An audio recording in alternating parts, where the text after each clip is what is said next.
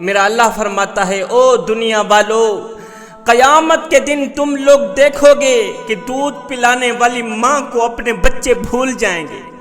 حالانکہ دودھ پلانے والی ماں دنیا میں اپنے بچوں کو ہرگز نہیں بھول سکتی، لیکن جب قیامت کا زلزلہ آئے گا اس وقت ماں کو اپنے دودھ پیتے بچے کی ہوش نہیں رہے گی۔ جب قیامت کا زلزلہ آئے گا ماں کو اپنی فکر پڑ جائے گی، اپنی جان کی پڑ جائے گی۔ اس دن جو عورتیں حمل سے ہوں گی، قیامت کے خوف اور دہشت کی وجہ سے عورتوں کے حمل ساقط ہو جائیں گے۔ میرا اللہ فرماتا ہے لوگو، اس دن جب تم لوگوں کو دیکھو گے، دوسرے لوگوں کو دیکھ کر یہ محسوس کرو گے کہ یہ لوگ نشے میں ہیں، حالانکہ وہ نشے میں نہیں ہوں گے۔ اللہ کا عذاب ان پر اس طرح حاوی ہوگا، قیامت کی گرمی، حشر کے دن کی تپش، خدا کا خوف اور دہشت ان پر اس طرح طاری ہوگی کہ یہ لوگ اپنے قابو میں نہیں ہوں گے، اپنی ہوش و حواس کھو بیٹھیں گے۔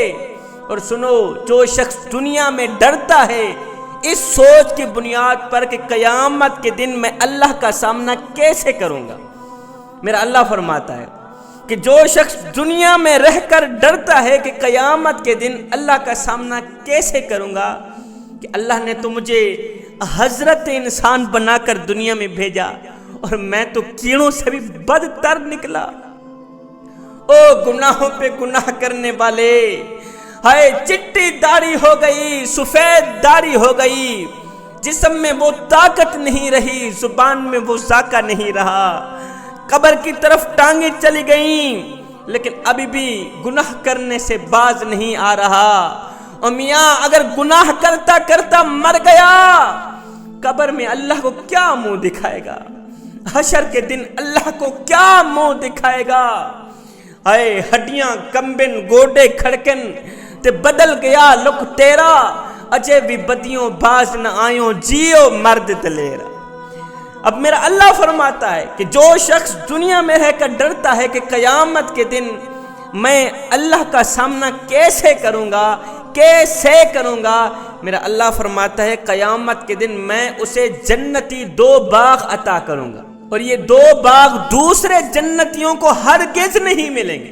حالانکہ دوسرے جنتی ان 2 باغ لینے کی تمنا کریں گے، خواہش کریں گے، لیکن ان کو نہیں دیے جائیں گے۔ یہ 2 باغوں کا تحفہ صرف اسی شخص کو دیا جائے گا جو دنیا میں رہ کر اس سوچ کی بنیاد پر ڈرتا تھا کہ قیامت کے دن میں اللہ کو کیا منہ دکھاؤں گا۔ بعض لوگ گناہ بھی کرتے ہیں اور یہ بھی کہتے ہیں جی اللہ بڑا ہی غفور الرحیم ہے، غلطیوں پر غلطیاں، گناہوں پر گناہ کرتے رہتے ہیں، بعد میں کہتے ہیں جی اللہ میاں بڑا ہی غفور الرحیم ہے، ہاتھوں سے ڈنڈی مارتے ہیں، ناپ تول میں کمی کرتے ہیں، بیٹیوں کا بہنوں کا حق مارتے ہیں، ہر وقت جھوٹ بولتے ہیں، امت مسلمہ کے لیے ہر وقت غلط سوچتے ہیں، کانوں سے غلط سنتے ہیں، غلیظ باتیں سنتے ہیں، منہ سے گندی باتیں نکالتے ہیں، یہاں پر نفاق رکھتے ہیں، بغض کینہ حسد رکھتے ہیں، اور اکڑ اکڑ کر چلتے ہیں، ایڑھی مار کے چلتے ہیں، مسجد کے قریب نہیں جاتے، نماز کے نزدیک نہیں جاتے، پھر بعد میں کہتے ہیں جی اللہ میاں بڑا ہی غفور الرحیم ہے، میاں اللہ میاں بڑا ہی غفور الرحیم ہے، بڑا ہی غفور الرحیم ہے۔ مگر سنو، اللہ کا عذاب بھی سخت شدید ہے۔ اللہ تعالیٰ جس کو پکڑ لیتا ہے پھر چھوڑتا نہیں، اللہ تعالیٰ جب پکڑتا ہے پھر اگلی پچھلی برابر ہی کر دیتا ہے۔ اس لیے ہر وقت، ہر گھڑی، ہر لمحے اللہ سے ڈرنا ضروری ہے، اور ڈر کر اللہ سے امید رکھنا ضروری ہے، اللہ کی رحمت پہ نظر رکھنا ضروری ہے، ہر وقت اللہ سے ڈرتے رہنا ضروری ہے۔ قیامت کے دن جب جنتی لوگ جہنمیوں سے پوچھیں گے کہ آخر کون سی چیز نے تمہیں جہنم کا ایندھن بنایا، تو وہ سب سے پہلی بات یہ کہیں گے کہ ہم نماز نہیں پڑھا کرتے تھے، کنجر خانوں کو آباد کرتے تھے، لیکن مسجدوں کو ویران۔ افسوس ہم لوگ نماز نہ پڑھ سکے، کاش کہ ہم لوگ دنیا میں اللہ کو سجدے کر لیتے، نماز پڑھ لیتے، کاش کہ دنیا میں اللہ کا گھر آباد کر لیتے، ہے مسجدوں میں پڑی چٹائیاں ہمارا انتظار کرتی رہیں، الماریوں میں پڑے ہوئے قرآن پڑھنے والوں کے منتظر رہے۔ ہم نے کبھی قرآن اٹھایا نہیں، قرآن کو کھولا نہیں، قرآن کی زیارت نہیں کی۔ کاش کہ ہم لوگ دنیا میں اللہ کو راضی کر لیتے۔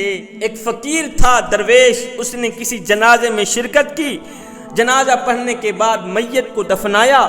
میت کی تدفین کے بعد ساتھ میں ایک نوجوان کھڑا تھا۔ اس بابے نے اس نوجوان سے پوچھا، نوجوان میاں تیرا کیا خیال ہے، اگر یہی شخص دوبارہ دنیا میں پلٹ کر آ بھی جائے تو اب یہ کیا کرنا پسند کرے گا؟ اس نوجوان نے کہا، بابا جی اگر یہ شخص دوبارہ دنیا میں لوٹ کر آ بھی جائے تو اب یہ توبہ کرنا پسند کرے گا، اب یہ قرآن پڑھنا پسند کرے گا، اب یہ استغفار کرنا پسند کرے گا، اب یہ نماز پڑھنا پسند کرے گا۔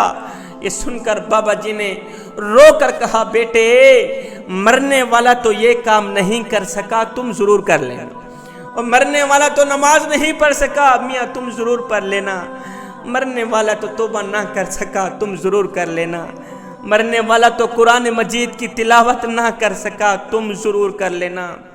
جہنمی کہیں گے ہم دنیا میں نماز نہیں پڑھا کرتے تھے۔ حضرت عبداللہ بن مسعود رضی اللہ تعالی عنہ سے روایت ہے کہ رسول اللہ صلی اللہ علیہ وسلم نے فرمایا قیامت کے دن جہنم کو لایا جائے گا۔ یہاں پر دو صورتیں ہیں، یا تو لوگوں کو دکھانے کے لیے لایا جائے گا، یا تو جہاں پر جہنم کو نصب کرنا مقصود ہوگا۔ دو صورتیں ہیں، جہنم کو لایا جائے گا، جہنم پہلے مخفی تھی، آج اس کو ظاہر کیا جائے گا۔ اب جہنم کے ساتھ 70 ہزار زنجیریں ہوں گی، اور ہر ایک زنجیر کو کھینچنے کے لیے 70 ہزار فرشتے ہوں گے۔ ایک زنجیر کو کھینچنے کے لیے 70 ہزار فرشتے اپنا زور لگائیں گے۔ مجھے بتائیں 70 ہزار زنجیریں ہیں، ایک زنجیر کو کھینچنے کے لیے 70 ہزار فرشتے زور لگا رہے ہیں۔